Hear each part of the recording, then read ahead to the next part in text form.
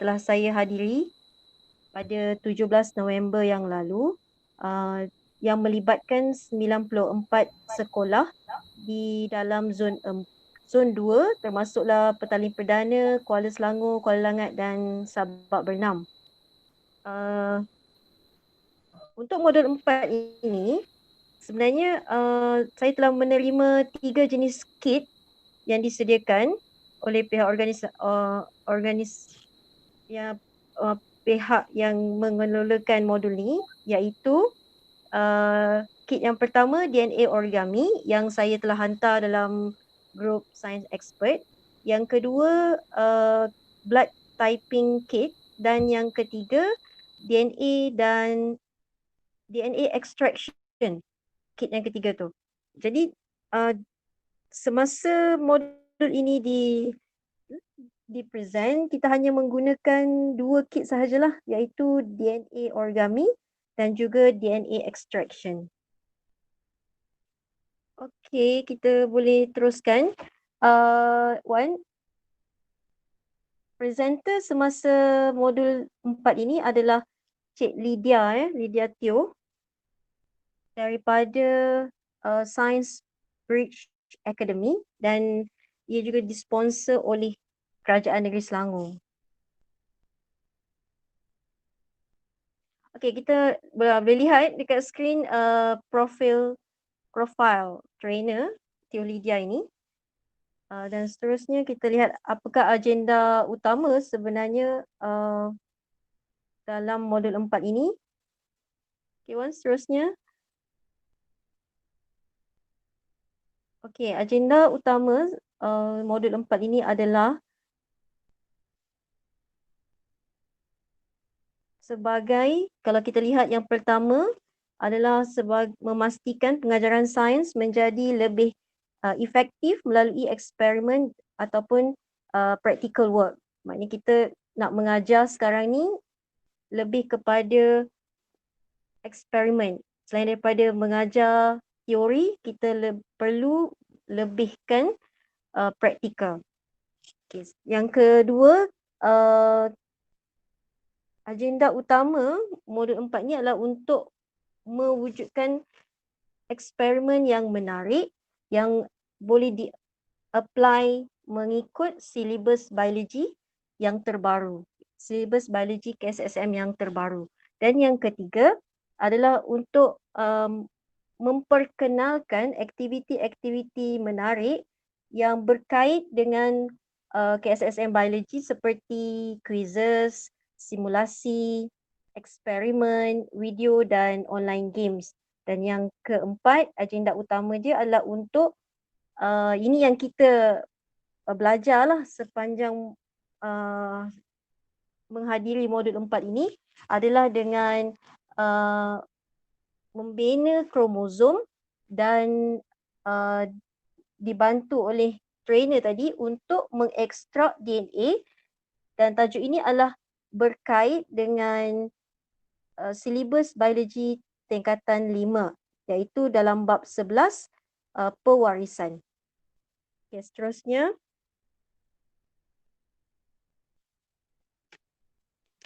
Terusnya kita lihat objektif modul 4 adalah untuk memastikan pelajar belajar sains ini sesuatu yang menyeronokkan.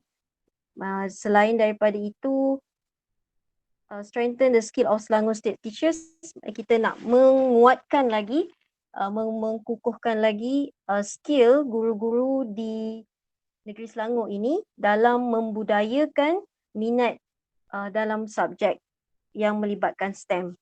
Dan seterusnya, kenapa ia disponsor oleh Kerajaan Negeri Selangor?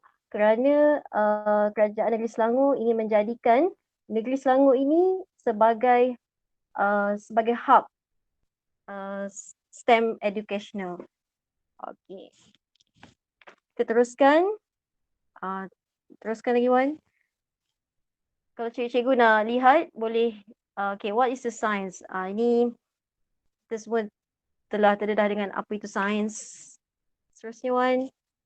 Okay, ini science is a process. Ini semua adalah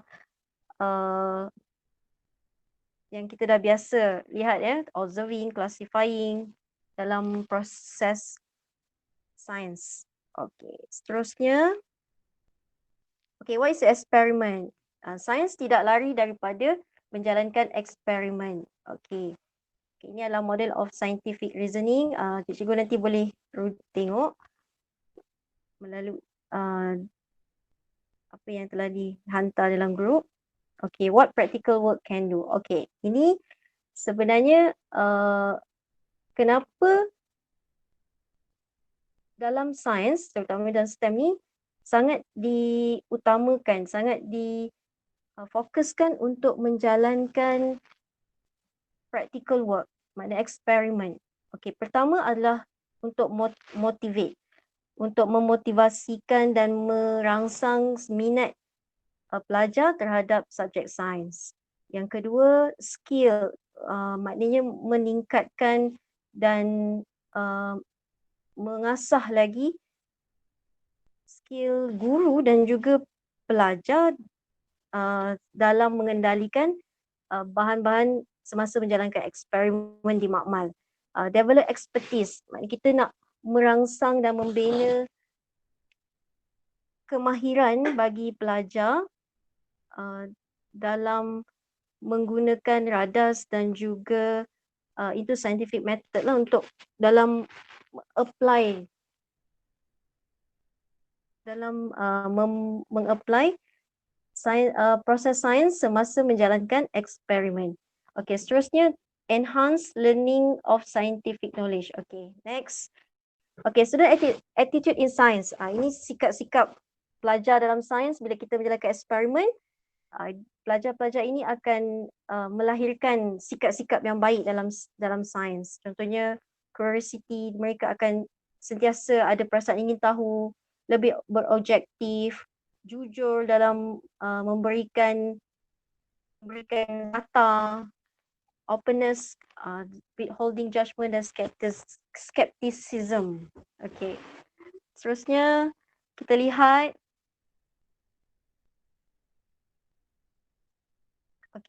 effectiveness of teaching. Apabila kita mengajar menggunakan eksperimen, tidak hanya memberikan fakta sahaja, sebenarnya PDPC kita akan lebih meaningful dan efektif. Di mana kalau kita lihat antaranya kenapa perlu menjalankan eksperimen adalah adapt science experience to the learner developed level. Mana kita nak cuba mengaplikasikan pengetahuan sains kepada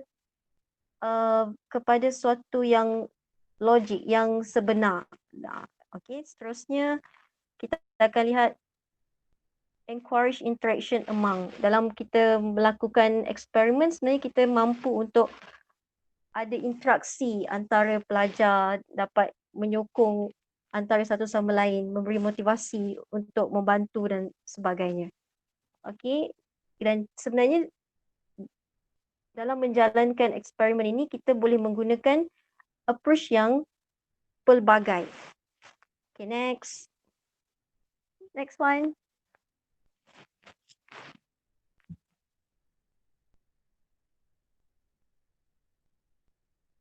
Okay, teruskan. Okay, kita teruskan eksperimen. Okay, ni semua orang tahulah apa yang ada dalam eksperimen content. Kita ada tajuk, objektif, hypothesis, variables, material, method, result dan conclusion. Ini dah kita biasa jalankan semasa menjalankan eksperimen. Okay, eksperimen yang difokuskan dalam tingkatan 4 untuk subjek biologi merangkumi 4 bab ini, iaitu bab 4, 7, 12 dan 14. Dan apa yang saya sedia maklum daripada Puan Baria yang mengajar di tempat tahun ini, Puan Baria telah pun menjalankan eksperimen ini bersama pelajar. Dan untuk bab 7, saya dimaklumkan Puan Baria ada melakukan projek untuk menghasilkan donat. Kerana dia ada melibatkan yeast dan ia ada berkaitan dengan tajuk respirasi sel. Dan saya dimaklumkan jika pelajar melaksanakan projek berkaitan dengan respirasi sel ini, pelajar boleh mendapat TP6. Okey. Dan bab seterusnya, kalau kita lihat bab 12, koordinasi dan respon dalam manusia, pelajar ada membuat projek untuk membina model otak untuk memahami apa yang berlaku jika ada bahagian-bahagian yang rosak pada struktur otak tersebut. Okey. Okey, tapi yang difokuskan semasa modul 4 ini lebih kepada silibus tingkatan 5. Okey, kita lihat apakah silibus tingkatan 5 yang difokuskan. Okey ni. Okey, eksperimen dalam tingkatan 5 dia merangkumi 4 bab juga, iaitu melibatkan bab 8 biodiversity, bab 10 environmental sustainability, 11 inheritance pewarisan dan 13 teknologi genetik. Okey. Untuk bab 10 ini sebenarnya kami guru-guru biologi telah pun menjalankan eksperimen, telah pun diberi pendedahan untuk melaksanakan eksperimen pada bab 10 ini, di mana ia melibatkan PKS, iaitu pentaksiran kemahiran saintifik yang kami guru biologi telah pun menghadiri bengkel pembudayaan PKS pada 2018. Jadi tak ada masalah lah. Maknanya cikgu biologi telah terdedah dengan eksperimen pada tajuk bab 10 ini. Okey, untuk bab 11 yang didedahkan dalam modul 4 ini, sebenarnya kami pun ada melaksanakan eksperimen, terutamanya bab 11 ni pewarisan untuk mengekstrak DNA daripada tumbuhan dan juga manusia. Kalau lihat itu cDNA with the naked eyes. Maksudnya kita nak lihat struktur DNA tu dengan mata kasar kita. Kita menggunakan tools yang masa tu cikgu-cikgu biologi di daerah Kuala Langat menjalankan eksperimen ni semasa pembugaran KSSM biologi tahun 2019 lah. Okey, jadi apa yang difokuskan dekat sini, kalau boleh guru yang mengajar biologi perlu menjalankan eksperimen dengan melibatkan bab-bab yang penting ni lah. Okey, kita nak lihat sekarang ni, mungkin kalau ada tajuk yang berkaitan dengan sains, kalau sebelum ni KBSM memang ada tajuk DNA dalam tingkatan 4. Jadi kalau saya tak pasti yang KSSM yang terbaru ni, kalau ada tajuk DNA, mungkin cikgu-cikgu sains juga boleh menggunakan DNA origami ni dalam PDPC. Maknanya kita cuba buat bersama-sama dengan pelajar kita. Saya ada send dalam grup DNA origami dalam bentuk soft copy. Jadi cikgu-cikgu boleh print lah kalau berminat untuk menjalankan eksperimen ini. Okey, kita teruskan. Dalam modul 4 ini, Cik Lydia telah mengajar sebenarnya hands on dalam mengajar bagaimana untuk membuat DNA origami ini dan mengekstrak DNA daripada tomato dan juga manusia. Okey Wan, seterusnya. Okey, kita lihat.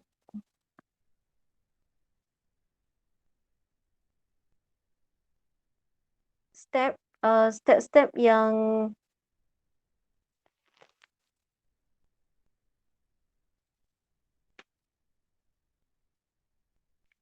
kita lihat seterusnya, step ataupun langkah-langkah untuk menjalankan eksperimen bagi tajuk pewarisan tingkatan 5 bab 5, di mana kalau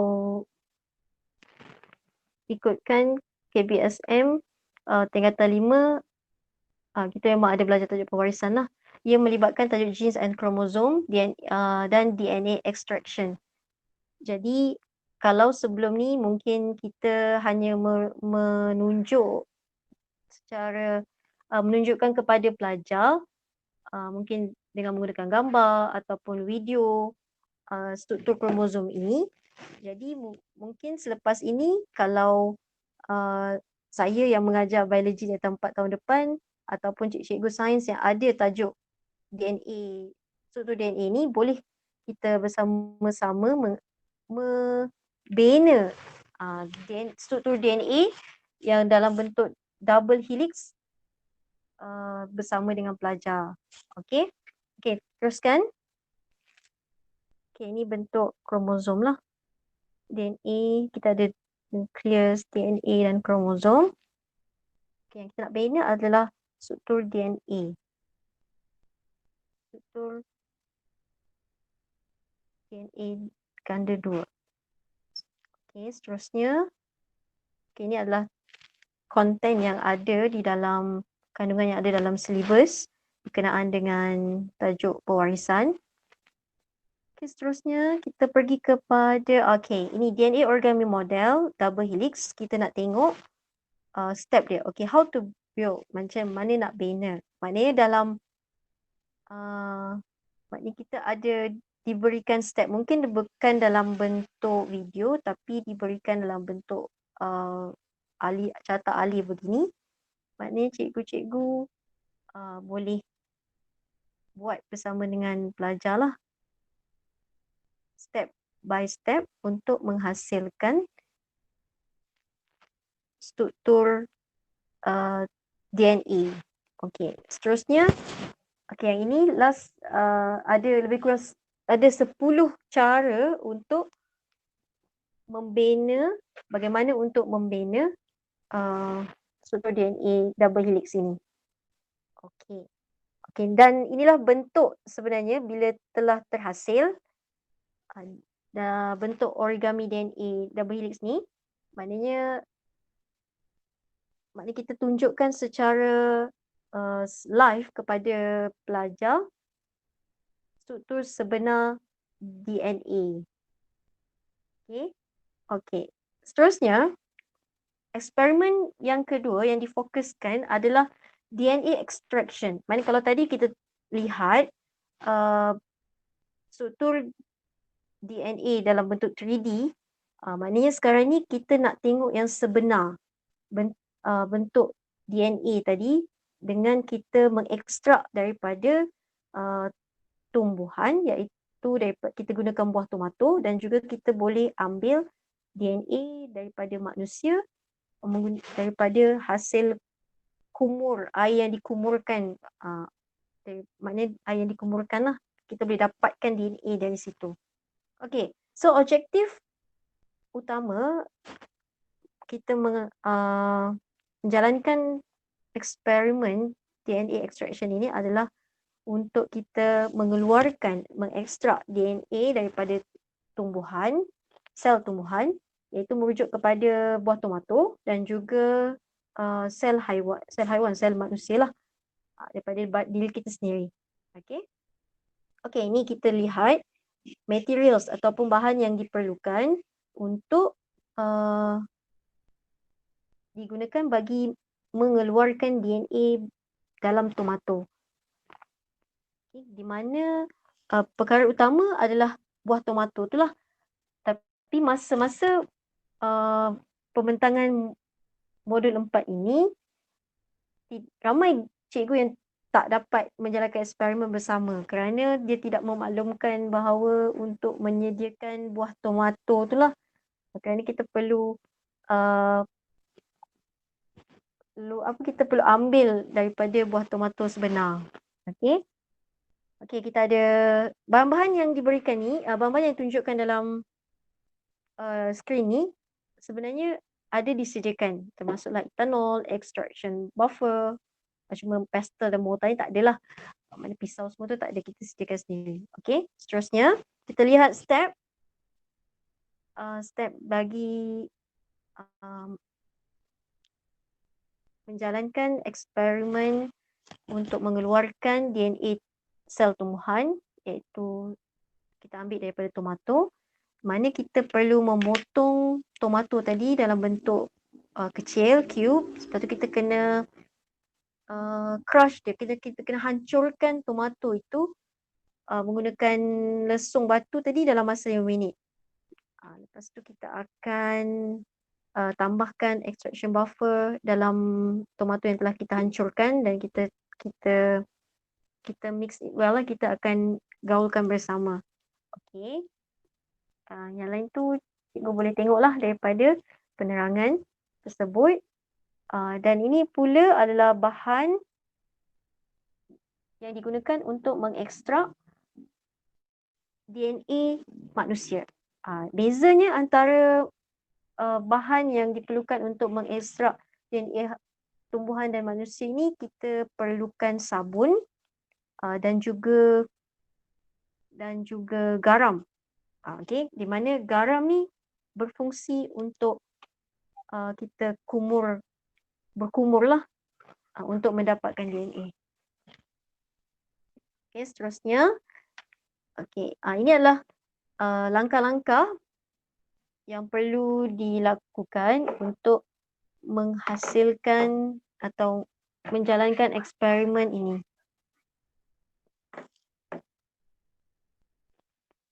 Okey, mungkin semasa kita menjalankan eksperimen bersama dengan pelajar, kita boleh bertanya beberapa soalan dengan pelajar. Ini antara soalan yang mungkin pelajar tanya ataupun kita sebagai guru melakukan perbincangan bersama dengan pelajar. Maknanya antaranya soalan-soalan yang biasa ditanya adalah kenapa kita crush the tomato, kita menghancurkan tomato tersebut. Okay. Seterusnya, kenapa kita gunakan sabun untuk mengekstrak DNA daripada manusia. Okay. Yang ketiga, kenapa kita guna etanol? Kenapa dalam kedua-dua proses pengekstrakan DNA dalam sel tumbuhan dan juga sel manusia, kita menggunakan etanol. Dan yang terakhir, yang paling penting, kita tanyakan kepada pelajar bagaimana bentuk DNA. Kita minta pelajar, kalau mereka berjaya menghasilkan atau mengekstrak DNA daripada tomato tadi ataupun daripada manusia, kita minta pelajar keluarkan struktur tersebut dan minta mereka merasa struktur DNA tersebutlah. Jadi how is the structure of DNA? Biasanya dia dalam bentuk transparent, slimy and white mucus. Maknanya dia warna putih lah. Okay. Next one. Okay, sebelum berakhirnya modul 4 yang dihadiri oleh guru-guru biologi ini, sebenarnya kami telah didedahkan dengan beberapa laman web untuk membantu para guru sains atau biologi ini dalam mengeksplor mengeksplor eksperimen secara online yang ada kaitan dengan silibus biologi. Maknanya kita boleh tunjuk, kalau kita tak sempat nak buat eksperimen tersebut, maknanya kita boleh Google laman web ini untuk mendapatkan eksperimen yang sebenar, simulasi eksperimen kat situ. Okay. Seterusnya, dan ini pula antara cara online teaching yang boleh kita gunakan, medium yang kita boleh gunakan dalam online teaching, bagi menarik pelajar untuk mengajar lah, untuk menerima pembelajaran yang kita ajar. Yang kita biasa dengar seperti quizzes, Kahoot kan. Tapi dia sangat suka kita gunakan peer deck. Saya tak pernah cuba lagi lah guna peer deck ni. Okay, ini adalah tools untuk online teaching. Dan yang terakhir sebenarnya semua guru sains diminta untuk masuk ke dalam model e-learning ini. Kami guru biologi telah diberikan username dan password. Tapi boleh masuk waktu modul tu diterangkan lah. Tapi saya cuba buka lagi, saya tak dapat masuk. Saya tak tahu kenapa. Tapi ini adalah yang terakhir lah sebelum berakhirnya presentation modul 4 pada 17 hari bulan November yang lepas. Okey, itu sahaja daripada saya membentangkan modul 4 eksperimentasi dalam KSSM